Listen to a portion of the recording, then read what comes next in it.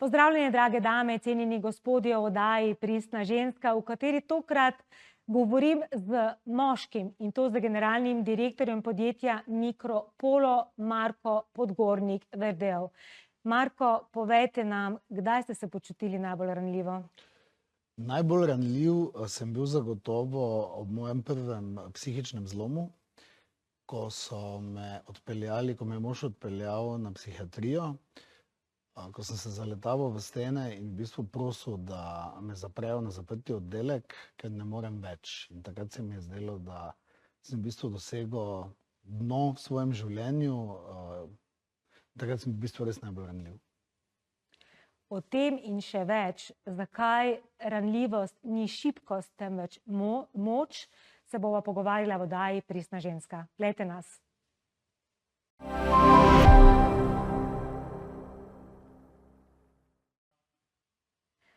Drage gledalke in cenjeni gledalci, prav lepo pozdravljeni in dobrodošli v oddaji Pristna ženska. Današnja epizoda je prav posebna. Prvič namreč v to oddajo prihaja moški gost. Z nami je Marko Podgornik-Verdev, izjemen moški, ki si upa biti točno to, kar je: ranljiv, iskren, odprt in srčen. Moški, ki svojo prisotnostjo in delovanjem spreminja kulturo vodenja, odnosov in predvsem razumevanje moškosti. Kot generalni direktor podjetja Mikropolo, največjega slovenskega dobavitelja laboratorijske opreme, je svojo vodstveno pot preoblikoval v zgodbo o srčnosti, ranljivosti in pogumu. Pod njegovim vodstvom je podjetje postalo sinonim za vključujočo kulturo, kjer se ljudje in odnosi postavljeni v ospredje. Marko je tudi avtor knjige Govorim, v kateri iskreno in brez olepševanja deli svoje življenjske izkušnje, razmišljanja in poglede na svet. Poleg tega vodi tudi mentorski program Mentor, namenjen tistim, ki si želijo rasti, preseči povprečje in živeti pristno življenje. Marko je svojo iskrenostjo in odprtostjo postal glasnik sprememb, ki spodbuja moške, da si upajo biti to, kar v resnici so: močni, ranljivi, pristni. Vesela sem, da je danes v zadnji epizodi v tej prvi sezoni Marko moj gost. Zato, Marko, srčno dobrodošel v oddaji Pristna ženska. Bravo, hvala za povabilo. Z veseljem, res sem vesela, da si danes tukaj. Ker tvoja zgodba navdihuje, ker v njej ni idealizirane popolnosti, ampak življenje z vzponi in padci. Pa vendar, ali si imel kdaj pomisleke, da tvegaš preveč, če se boš svetu, predvsem pa v poslovnem svetu, pokazal točno takšen, kakršen si? Mogoče na začetku, da sem imel kak pomislek, ampak po drugi strani sem vedno imel večji pomislek pred tem, kakšen pa sem, če lažem. Torej, če imam neko masko, če se delam nekaj drugega. In ugotovil sem, da me v bistvu bolj osvobaja to, da sem pač tak, kot sem, v smislu vzami ali pusti, in ugotavljam, da je v bistvu lepše živeti oziroma lažje, ker imaš okrog sebe res ljudi, ki te pač poznajo, vedo, kakšen si, in te potem takšnega tudi sprejmejo. Se strinjam, ker ko stopimo v pristnost, odpadejo ljudje, ki za pristnostjo ne morejo sobivati in ostanejo, ali pa pridejo tisti, ki jih prav ta pristnost nagovori. Točno tako. Pa vendar je sodobna družba še vedno zelo pragmatična glede tega, kakšen bi naj moški bil. Torej, stoičen, zadržan, brez čustvenih izlivov. Ste se kdaj našli ujetega v tem izraziti čustva ali jih raje zadržati? Ne, moram reči, da smatram se ali pa ugotavljam, sem vedno bil in sem zelo čustven. Ne znam čustev skriti. Verjetno delno vpliva tudi na to moj ADHD, da v bistvu res kakorkoli, da sem res zelo čustven in da me čustva znajo zelo močno preplaviti. Ne skrivam jih, tudi nočem jih potlačiti. Vedno se mi zdi, da je prav to, da daš ven iz sebe, da mi v bistvu na nek način me olajša in me omogoča, da sem bolj v stiku sam s seboj. Čustva so izjemno pomembna. Mi smo jim dali predznak plus ali minus. V bistvu nas prav čustva delajo človeške, in ko mi doživljamo vsa čustva, šele prepoznamo, kje v svetu stojimo, kaj nam svet odslikava nazaj, zato da vemo, kaj nas učijo. Vse čustva so v bistvu naši vodniki. In vi ste tudi zelo iskreno spregovorili o svoji izkušnji izgorelosti. Ko enostavno v nekem trenutku res niste več zmogli, ko telo, psiha, duša reče, zdaj pa je dovolj. Je to bil tisti ključni trenutek, ko ste rekli, zdaj pa res več ne stojim za masko moči, ampak stopim v to polno pristnost? Jaz moram reči, da sem vedno bil pristen, vedno do neke mere, mislim, nikoli nisem določenih stvari skrival, nisem jih razglašal, če se mi pač ni zdelo pomembno, da jih razglašam. Ampak pri izgorelosti, pa pri tej depresiji, anksioznosti, paničnih napadih, se mi je pa zdelo, da je prav, da to povem tudi kot človek, ki je prvi v podjetju, da prvi spregovorim o tem in da drugim pokažem, da v bistvu o tem govoriti ni nič sramotnega, da je to bolezen, tako kot vsaka druga. Vedno se pošalim pa rečem, z zlomljeno roko, z mavcem, hodimo ponosno po svetu, še podpisujejo se nam na ranjeno dušo, pa jo skrivamo, namesto da bi priznali, da se nam je tudi duša poškodovala in tudi duša se da pozdraviti. Morda sem malo bolj glasno o tem govoril, predvsem z vidika, ker sem ugotovil, da zelo redki menedžerji ali pa podjetniki o tem govorijo. Se strinjam. In se mi je zdelo takrat v tistem prvem, ko v bistvu vidiš, da si se sesul sam vase, je bil tisti prvi občutek, kako se naj izrazim, ena blazna praznina in neuspeh.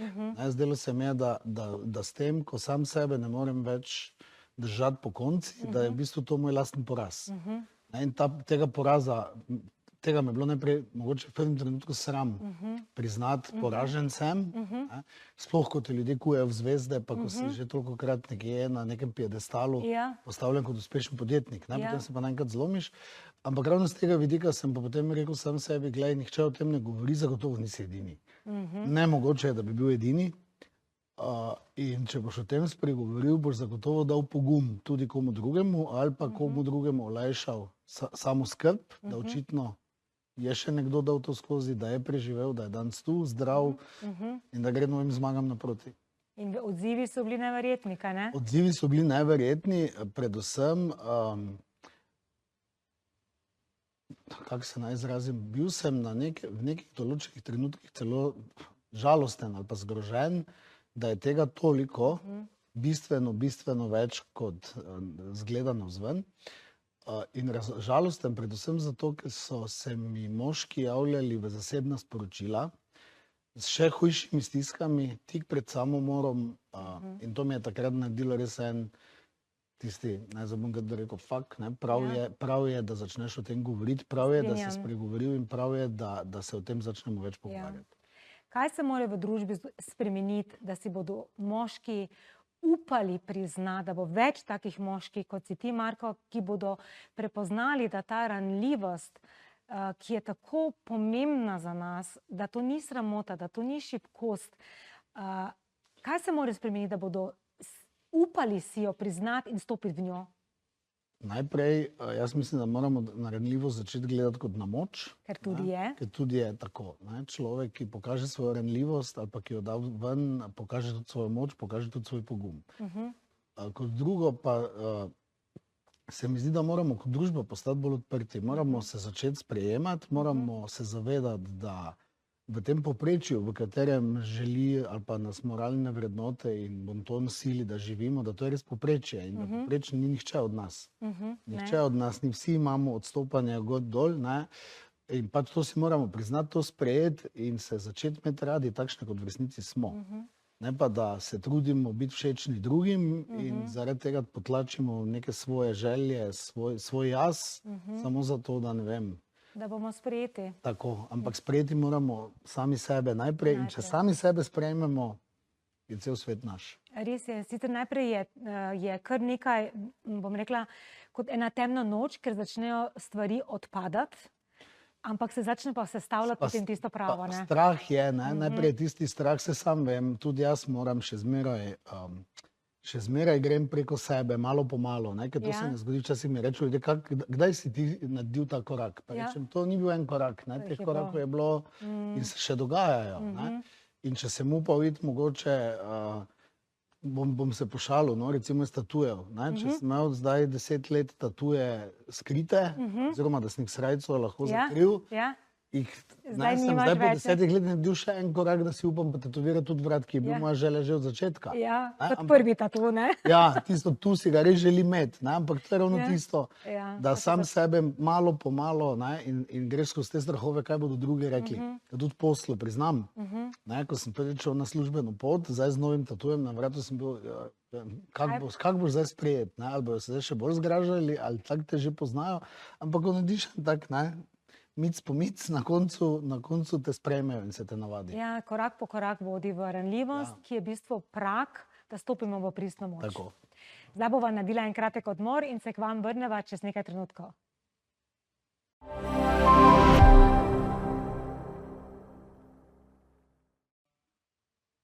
Pozdravljeni nazaj, drage gledalke, cenjeni gledalci, oddajo Pristna ženska, v kateri danes izjemoma govorim z moškim gostom, in sicer z Markom Podgornikom Verdevom. Marko, dajva se dotakniti še vloge žensk v na tem področju ranljivosti. Kako lahko ženske prepoznajo, da je moški umolknil in da se pogreza v to nevarno tišino? Jaz mislim, da partnerica, partner je pač že itak pomembno, da te zelo dobro pozna, da vidi vsako spremembo. Predvsem pa se mi zdi, da je potrebno veliko razumevanja. Ne? Da v primeru, ko začutiš, jaz sam vem pri sebi, ko sem povedal, da se ne počutim več v redu, ne, veliko ljudi reče, saj bo. A pa pripišejo zunanjim dejavnikom? Ja, pač ne razumejo, da misliš resno, ne? Da je tvoja stiska zelo globoka in resna, ampak zanimivo je, mogoče tudi to, da sam ne veš, da se ti to začelo dogajati, ne? In si v bistvu v nekem tem precepu niti sebe ne razumeš, probaš artikulirati navzven, kaj se ti dogaja, ne? Pa večina ljudi reče, kaj te tebi manjka, se imaš vse, počakaj en teden, pa bo boljše. Ja. Ne? In jaz mislim, da ne glede na to, zdaj govoriva o ženskah ali o moških, kdorkoli komukoli poveš, jaz mislim, da je treba zelo opazovati dogajanje, razpoloženje, čustvena nihanja, nespečnost, da je ogromno takih znakov. Predvsem pa mislim, da bi morali vsi ljudje moškim, pa ne samo moškim, tudi ženskam, da si pač moramo dovoliti, da se razjočemo, da damo ven, da se magari zderemo, da gremo, ne vem, zboksati vrečo, če moramo dati to ven, da pač si dovolimo, ne pa da ne jokaj, ti si glava družine, ti moraš biti vedno trden, zato pa je potem 4-krat več samomorov moških od žensk. Se strinjam, pa mislite, da je to zdaj tega, ker imamo ženske po naravi več prostora, da izražamo ranljivost, ali je to zdaj tega, ker je ta vzgoja tako ravno za tem stereotipom, ne, fantki ne jokajo? Jaz mislim eno, drugo, tretje. Ženska, če je slabe volje, če ženski priznamo, da je lahko, da je bolj nežna, in seveda mislim, da če ženska pove, da je razočarana, slabe volje, da ima čustvene težave, jo bomo takoj vsi obožali, pa potrepljali, pa ti lahko kako pomagam, če bo moški to rekel, da je ne serij, idi na en pijet, pa bo. Mislim, da to moramo spremeniti, predvsem pa vse se bo, več ko bomo o tem govorili, pa z manj sramu, ampak z več poguma in moči, mislim, da se bo to spremenilo. Ja, ker ranljivost je enako pomembna tako za ženske, kot za moške. Za vsakega človeka. Jaz mislim, da je to čisto človeško se zlomiti, sploh v današnjem svetu, ko so pritiski tako veliki, ko vsi gledamo Instagrame, Facebooke, vsi smo, vse se sveti. Ja, ta idealizirana popolnost, zato vaša zgodba tako navdihuje, ker vi nočete govoriti o idealizirani popolnosti, ker je ni. Pa je ni. Zato tudi ta format Pristna ženska, ker ni idealiziranosti. Ženske smo tudi zelo pogosto oziroma preveč ujete v tej popolnosti, da moramo biti popolne žene, popolne matere, popolne zaposlene, vse popolno, še brezhibnega videza, ampak ni popolnosti, ne? Ni popolnosti. Ja, ampak ženske, če se zlomimo, je takoj cel krog okrog nje, moški pa do tega sploh ne pride, ker prvič se boji, kaj se bo zgodilo, ker bo padel v prazen prostor, ne? Ali pa si... Pa tudi nerazumevanje je. Ja, Zelo veliko nerazumevanje. Jaz, ko sem že bil v bolniški, pa ljudje niso razumeli, da ti kot človek, če se ti lepe stvari dogajajo, tebe izgorelost nič ne daje. Na pozitivne dogodke, na pozitivne dražljaje si ti ravno tako vesel, si čisto okej. Samo negativn te vsak odreže. In meni je bilo najbolj zanimivo, da na zabavo sem seveda lahko šel, se veselil, mi je bilo fajn, celo psihiater mi je priporočal čim več druženja s prijatelji, zabav, Če bi bilo treba delati drug dan v službo, pa ni šlo enostavno, in ljudje niso razumeli, glej ga, zvečer se je še zabaval, bil je zelo dobre volje, zakaj danes ne more v službo. Jaz mislim, da tudi to nerazumevanje tega je, tu moramo tudi dosti narediti. Ja, res je.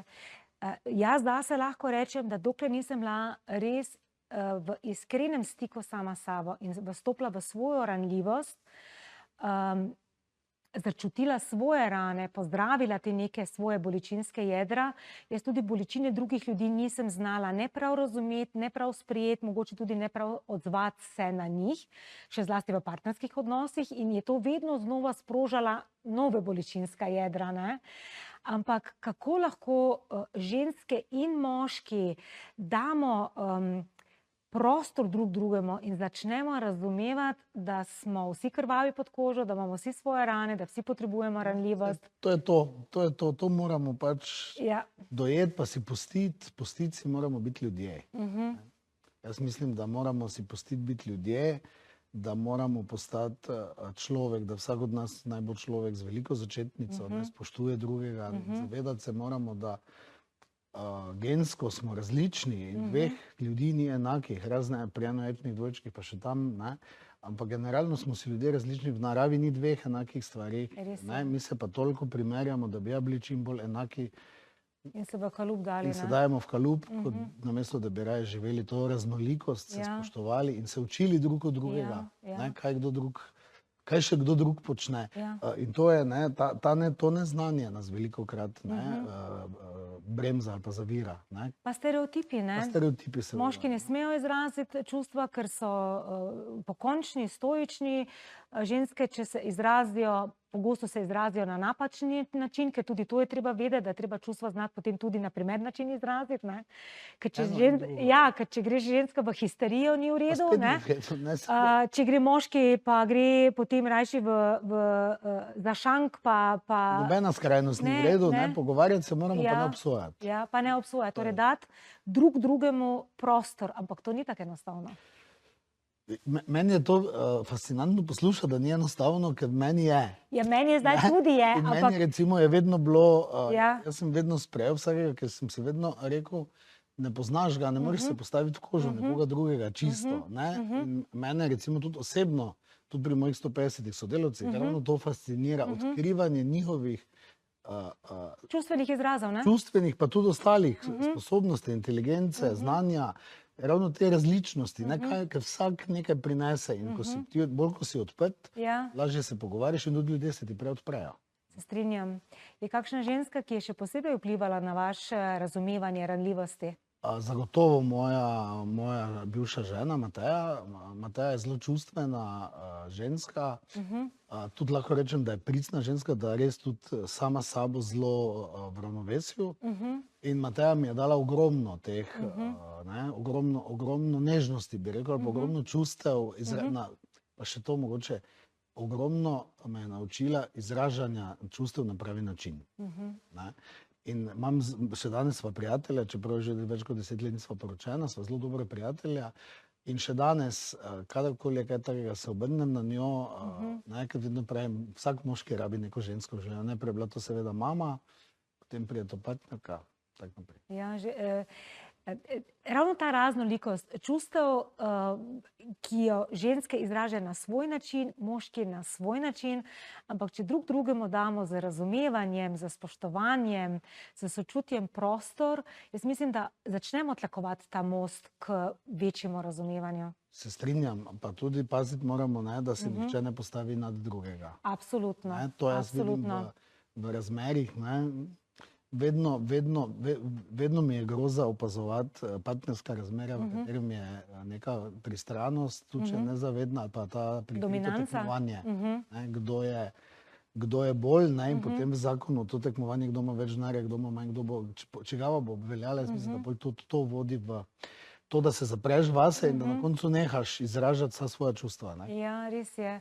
Ampak verjetno mora vsak začeti pri sebi, ne? Vedno, saj samo pri sebi. Samo na sebi lahko delaš, na nobenem drugem. Zato mi je tako dragocen najin pogovor, zato da tudi ženske prepoznajo, da nismo ranjene, prizadete ali pa v nekih izzivih samo ženske, ampak da imamo na drugi strani moške, ki se ravno tako soočajo z svojimi izzivi, za svojo čustvenim jedrom, za svojo ranljivostjo in da se lahko na tej poti drug drugemu pomagamo. Res je. Ja. Bova naredila še en kratek odmor in se vrneva prav kmalu.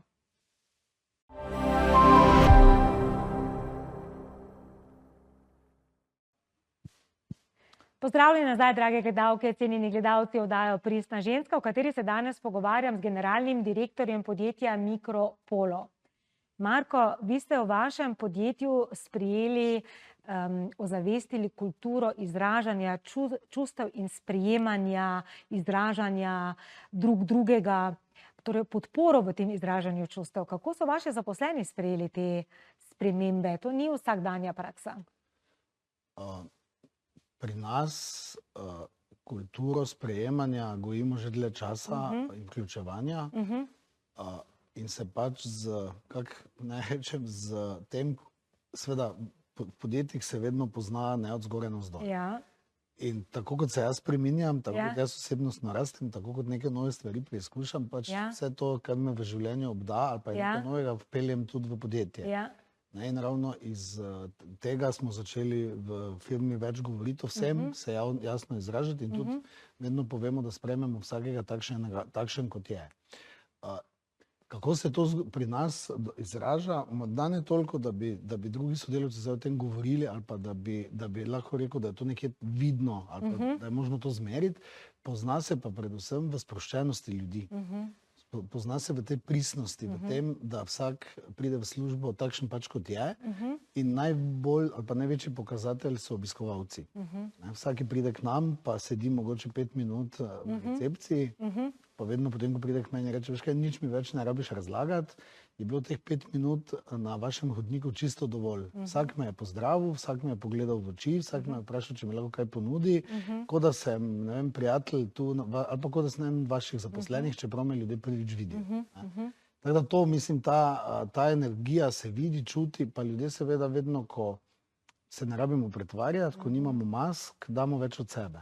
Ja, in to se verjetno pozna potem tudi pri ustvarjalnosti. Pri vsem. Jaz bi rekel tako, jaz vedno pravim, kaj je zame uspešno podjetje? Je zame uspešno podjetje tisto, ki je srčno in srečno.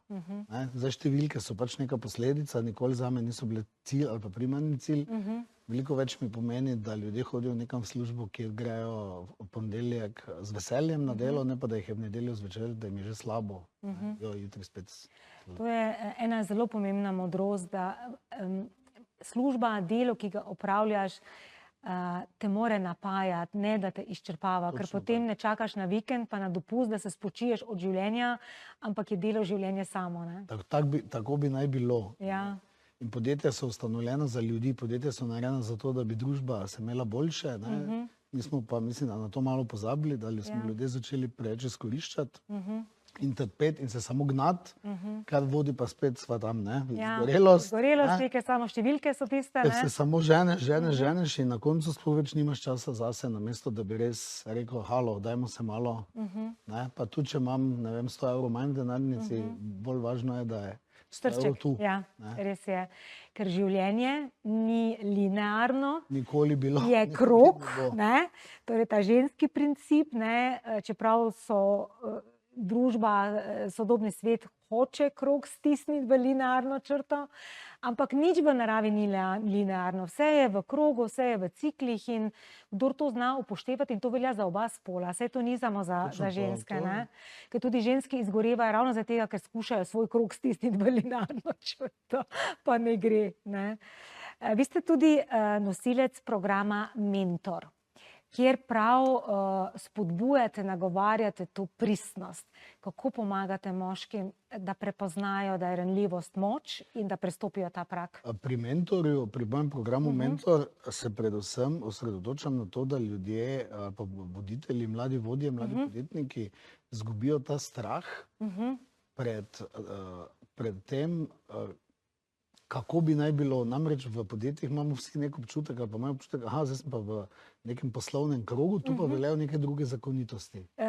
Torej kocka, oziroma neka kletka, ne? Neka kletka, neke zakonitosti, ki veljajo v poslovnem svetu. Zdaj si pa v biznisu, zdaj pa moraš biti, ne vem, resen, kravati, ni prostora za čustva, ni prostora za solze, ne vem, čisto.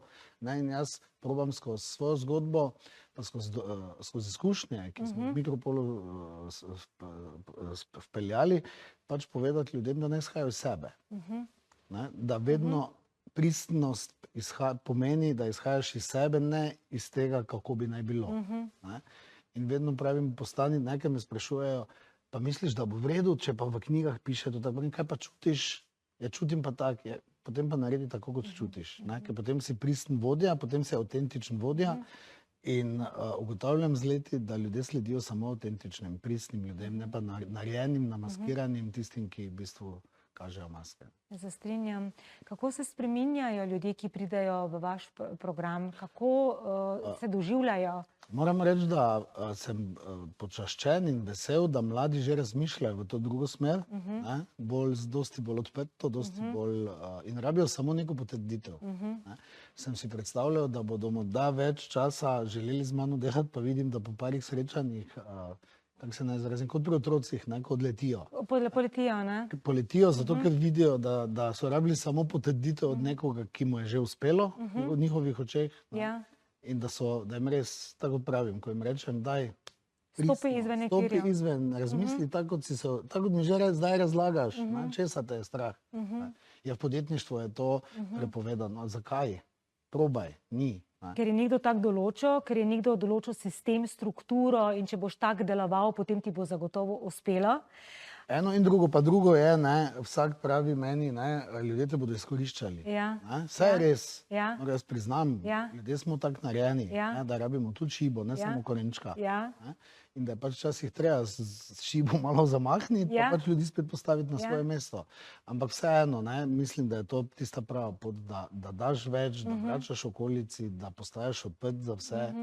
In da na nek način za sabo puščaš neko sled, ne pa dobiček na računu. Ja, ali pa samo nekomu slediš, ker jaz recimo vem zase, da noben sistem, nobena struktura ti ne pomaga do uspeha, če ni poravnano to za tvojim bistvom.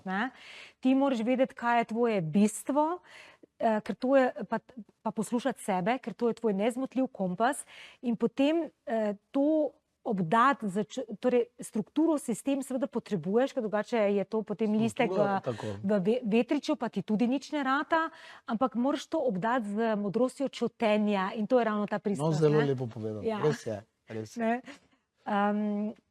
Kaj je za vas sodobni moški?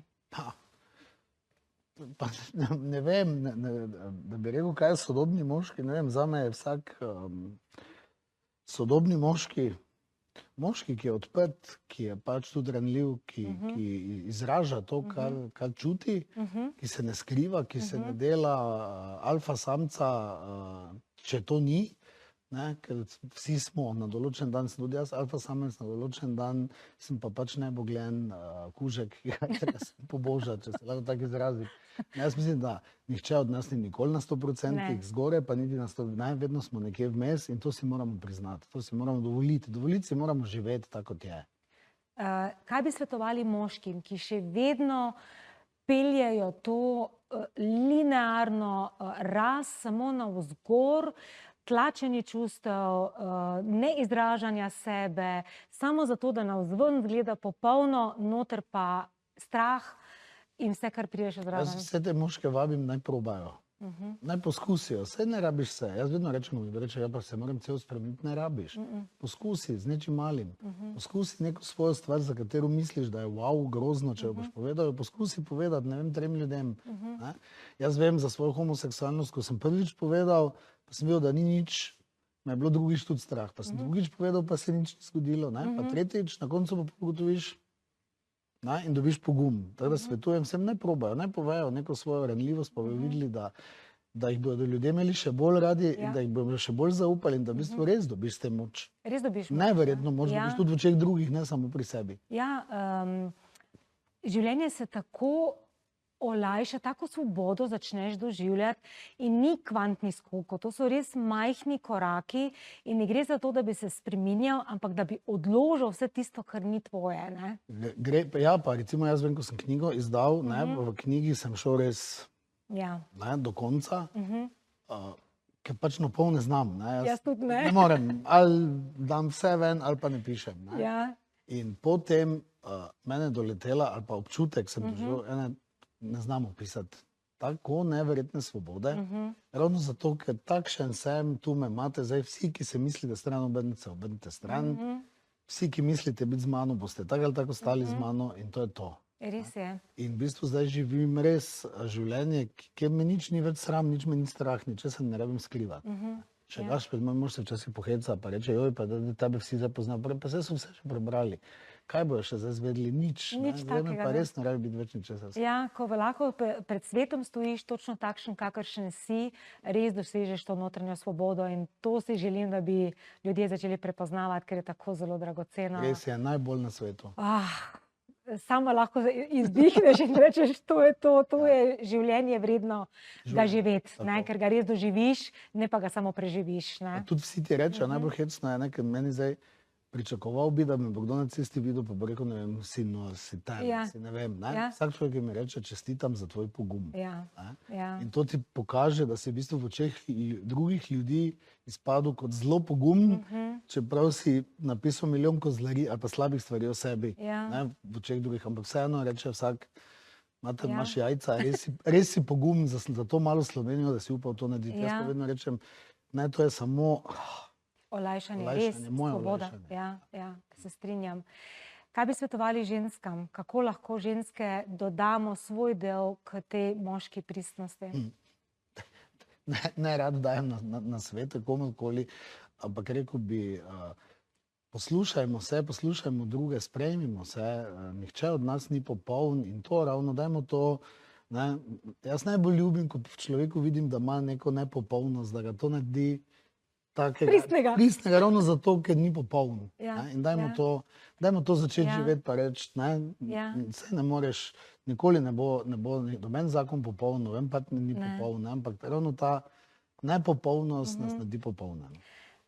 Se strinjam popolnoma in oni dan sem ravno prebrala eno zen filozofijo, da če se vaza zlomi, jo zlepijo nazaj in tam, kjer so razpoke, dajo zlato črto noter, zato da se vidi, kje so te razpoke, ker to naredi potem to vazo še bolj dragoceno. Res je, vse tisti, ki se nikoli ne zlomi, ko se sestaviš, se vedno sestaviš boljše nazaj. Res je. Tako kot diamant, ko rabi brušenje, da pride do svojega sijaja. Marko, jaz sem ti iskreno vesela, da si bil danes moj gost. Hvaležna. Hvala za povabilo. Z veseljem. Res je navdih, kako iskreno, odprto, ranljivo deliš svojo zgodbo in ženske si želimo in potrebujemo točno takšne sogovornike, da prepoznamo, da drug drugemu lahko samo podamo roko, si pomagamo in zaživimo v bolj zdravo družbo. Tako je. Hvala lepa. Enako. Drage gledalke, cenjeni gledalci, hvala, da ste bili z nami tudi vi. Naj bo današnji pogovor spodbuda k zavedanju, da ranljivost je moč, ne šibkost.